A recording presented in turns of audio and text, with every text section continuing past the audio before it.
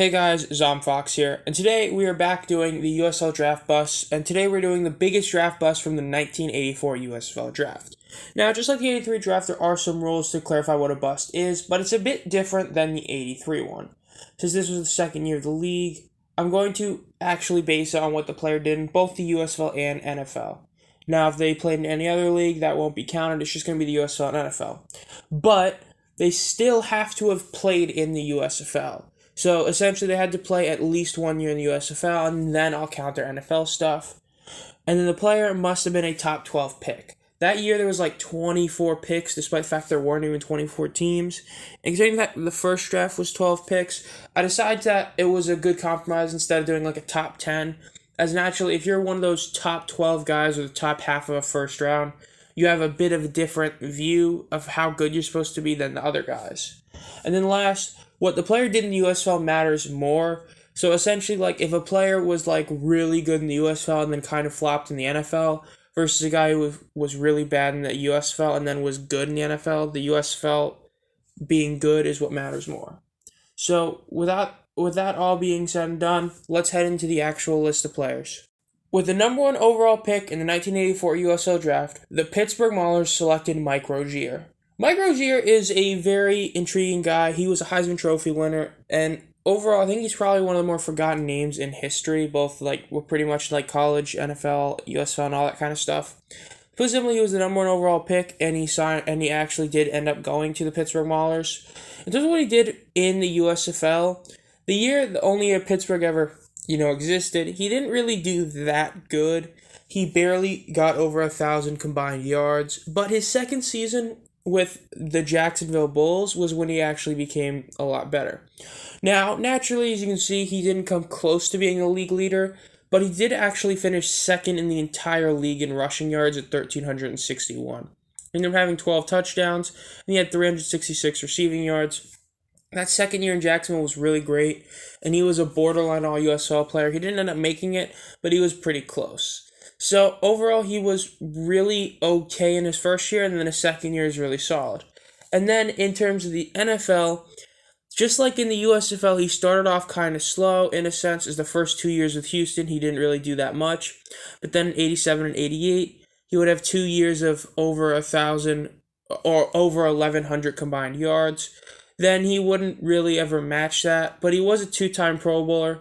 So in terms of is he a big bust, when you look at it, you could say that he didn't live up to being the number 1 overall pick in the USFL draft, but he did end up having a very solid NFL career, and that second year in the USFL was great. He's definitely not one of the biggest busts, just maybe a bit disappointing, but overall not a bust. With the second overall pick in the 1984 USFL draft, the Oklahoma Outlaws selected defensive end Ron Fero. To put it simply, this was a bad pick. Not for the Outlaws, as well, he didn't go to the USFL, but he was a bad pick in New York. He is the first of 2 Jets on this list that were absolute busts in the NFL. Fero ended up only playing 2 years in the NFL, and then he never caught on anywhere else due to injury. So he ended up playing just 2 years, and he literally didn't really do anything. In terms of an NFL sense, he was a pretty big bust. Thankfully for him, he wasn't a top 10 pick, so it wasn't as huge a deal. But he was definitely a bust, and he may have benefited if he had chosen to go to the USFL. But he won't be eligible for the biggest draft bust of this year, but man, he was definitely a pretty big flop in New York. With the 3rd overall pick, the Chicago Blitz in the 1984 USFL draft selected wide receiver Irvin Fryer. Put simply, Fryer would end up being the number 1 overall pick in the NFL draft despite being a receiver, so that's how highly touted he was. Now, in terms of what he did in USFL, nothing, he didn't. In terms of the NFL, he's one of the weirder careers looking back on it. He was a real late bloomer. To put it simply, he was a Pro Bowler 1 time in the 80s as well as an All-Pro 1 time in the 80s. Despite the fact that he was drafted in 84, and it wouldn't be till 93 where he'd become an actual consistent Pro Bowler. From 93 to 97, he'd be a 4-time Pro Bowler. He ended his career with over 12,000 receiving yards and 80 touchdowns. In terms of living up to the number 1 overall pick hype, considering the fact that, he was definitely a really, really solid player, but it's just kind of one of those things where looking back, if you take the number 1 overall pick, you kind of hope he's a Hall of Famer, and as of now, he's not. But he was definitely a solid player in the NFL, but he did not go to the USFL, so he cannot be eligible for the bust list. And even if he was, he had a really solid career, and he definitely wouldn't be the biggest bust. With the 4th overall pick, the Memphis Showboats selected Barney Bussie. Bussie was a safety and is pretty much ineligible for being a big bust because of the fact that he in '85 actually made the Sporting News USFL All-Star team as a safety. He didn't make both All-Star teams, just the Sporting News one, but he did make it that year, and he really was a very solid player. It's just that he may not have been the most eye-popping, especially considering the fact that he was on the Showboats, where naturally there was a guy called Reggie White that got most of the headlines on defense. But he ended up playing 10 years in the NFL as well. He never was a Pro Bowl or anything, but the fact that he was able to stick around the NFL for 10 years, as well as being an All-USFL member, he definitely is not one of the biggest busts of this draft. He's a very solid player, and maybe he's not what you expect to get with a top 5 pick, but he was still a very dependable player to have, and definitely not a bust. With the 5th overall pick in the 1984 USFL draft, the Arizona Wranglers selected Keith Millard. Now, I'm going to be straight up honest with you. I don't know exactly how this happened. I tried to research it a lot, but suffice to say, he didn't play on any team in '84. I think he was hurt maybe or something like that. He ended up playing 1 year in Jacksonville in the USFL, so he can be eligible for the list, and during that year, he did actually have a pretty good 12 sacks. So, I don't know what the deal is with '84, but he did end up playing in '85 for the USFL, and then he would play for a few years, almost 10 years in the NFL. Now, injuries eventually did take his career, but the one thing to note about Millard is that he was really, really good when he did play. And essentially, this guy was he was just another level. The guy was awesome. He ended up having the record for most sacks by a defensive tackle in 1989 at 18, and that wouldn't be broken until Aaron Donald a couple years ago. He ended his career, though, with only 58 in the NFL. And despite the fact that he's a 2-time first team, 2-time second team, an all-decade team, 2-time Pro Bowler, and DPOY, he's not in the Hall of Fame. And the only reason I say it as, I can't believe it is because, Bryant Young's in the Hall of Fame and his accolades are pretty comparable. Just the only difference is that Millard got hurt. But for a couple of years in the NFL, Millard was a total beast. And the fact is, the guy, he's definitely not, he's definitely a hard guy to look at, especially in history, as he's probably a forgotten name. But overall, he was a very solid player, and even though he only played 1 year in the USFL, that year he did play, he was very solid. 12 sacks is nothing to scoff at, even on an 18-game season. So he's definitely not one of the biggest busts. He had a really great career overall, so that's pretty much it for Millard. With the 6th overall pick in the 1984 USFL draft, the Jacksonville Bulls selected Gary Clark. Once again, we have a guy who's a very close Hall of Famer, and this time a bit closer, and the fact that this is a guy who is another guy that is definitely not a bust. To put it simply, he did not have a good second year in Jacksonville due to injuries and due to injury. His rookie year in Jacksonville, though, he did have 760 total yards with only 2 touchdowns. So he had a very solid rookie year, and then a second year, not so much the injuries. But he's mainly remembered as a Redskin. As a Washington Redskin, he won the Super Bowl twice, was a first-team All-Pro, was a second-team All-Pro twice, and was a 4-time Pro Bowler. He was on the 80 greatest Redskins list, the Commanders Hall of Fame or Ring of Fame. He had over 10,000 career receiving yards, 65 touchdowns, 699 receptions. Very, very, very solid player. So, he's definitely not a bust, as even though his USFL career wasn't that great, his NFL career was really great. So, unless you have someone who had a similar USFL career and then a better NFL career, it's nothing really about it. So, very, very solid player, another really good selection in the USFL. With the 7th overall pick in the 1984 USFL draft, the Chicago Blitz again selected Albert Bentley. This is a weird one. He ended up never playing for the Blitz. He ended up going to Michigan due to some contract dispute or something like that.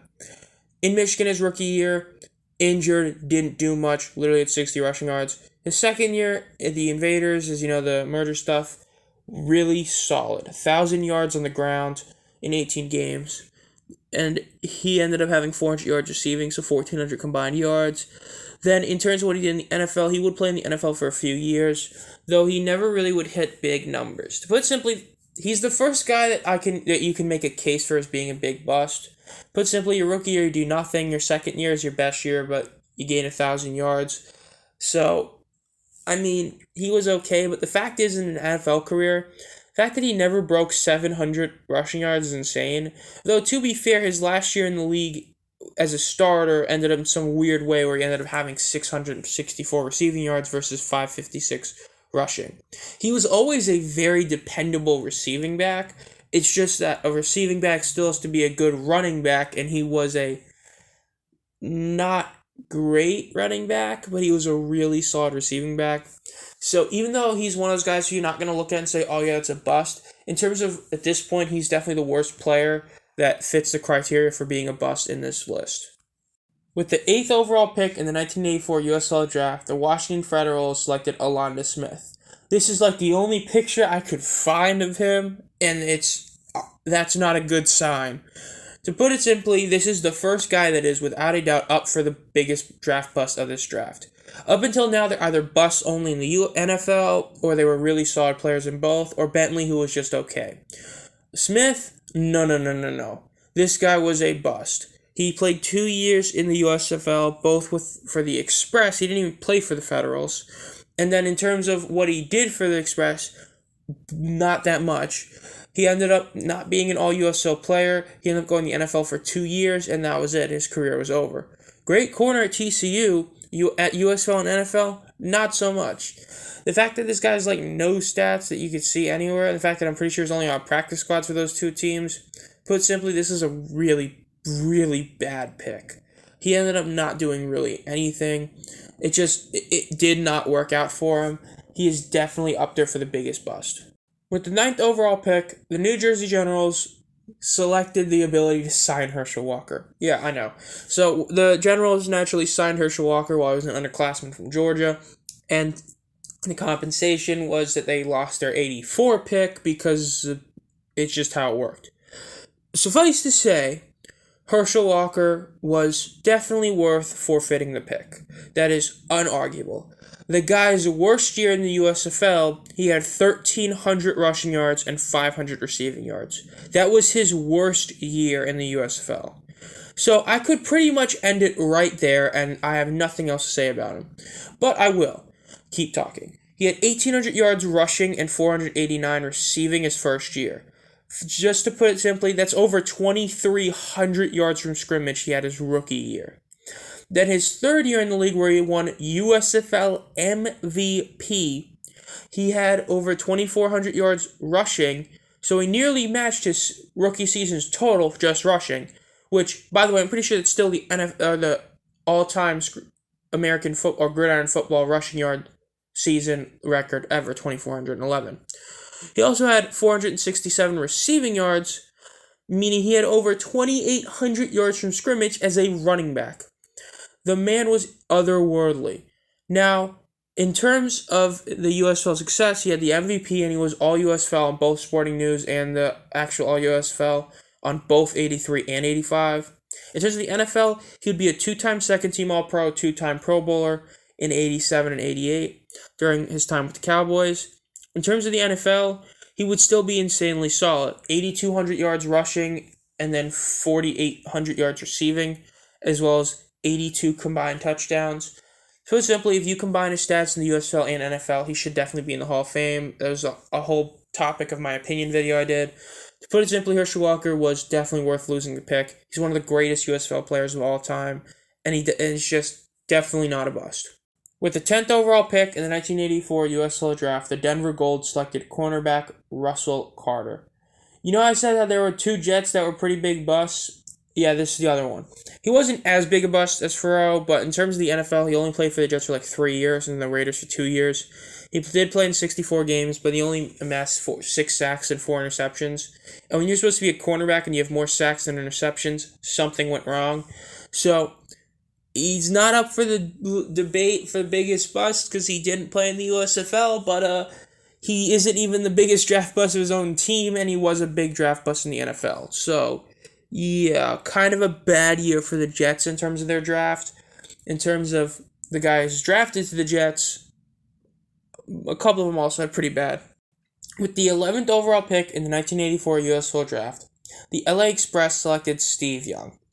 Steve Young, in terms of the NFL, all-time great. In terms of the USFL, probably a bit overrated. He never managed to play a full season. He played 12 games is the most he played, and that was his rookie year. But he never even got over 3,000 yards of total yardage. As considering the fact that although he only played 12 games, he still should have had 3K yards at least. And then his second year, when he played 10 games, he barely had 2K yards total.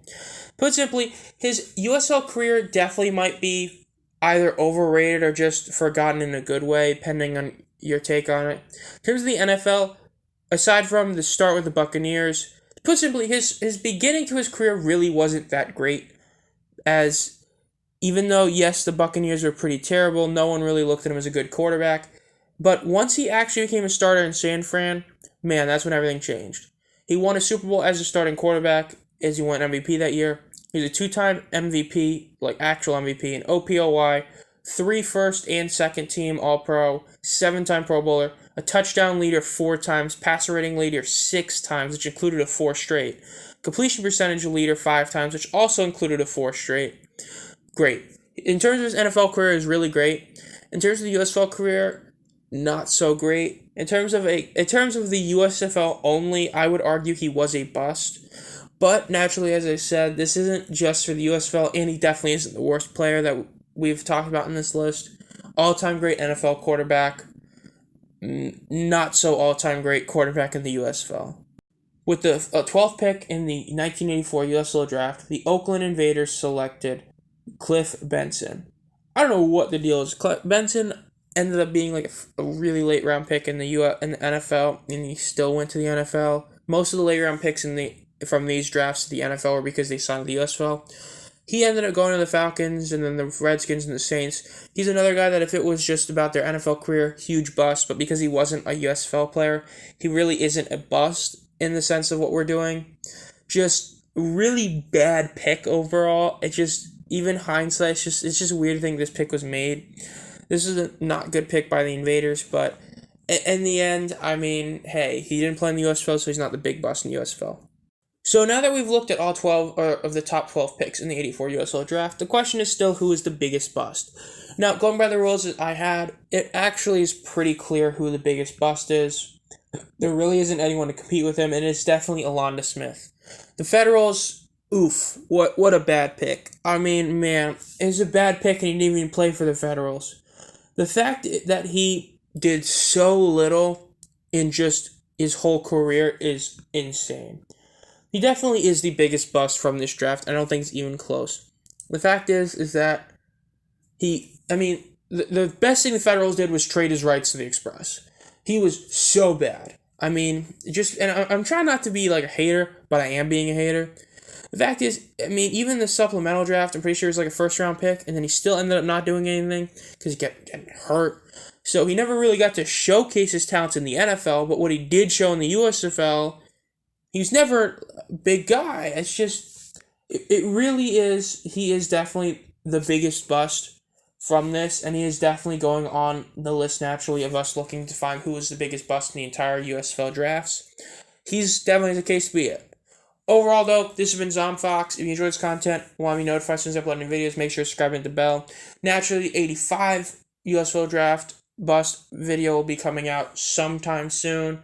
I still have an opinion video I want to get out at some point. And then, naturally, we still have some new news in the new USFL that will be coming out soon. The CBA is supposed to be announced in like a couple weeks. Overall, this has been ZomFox. As always, subscribe, hit the bell. Have a great night.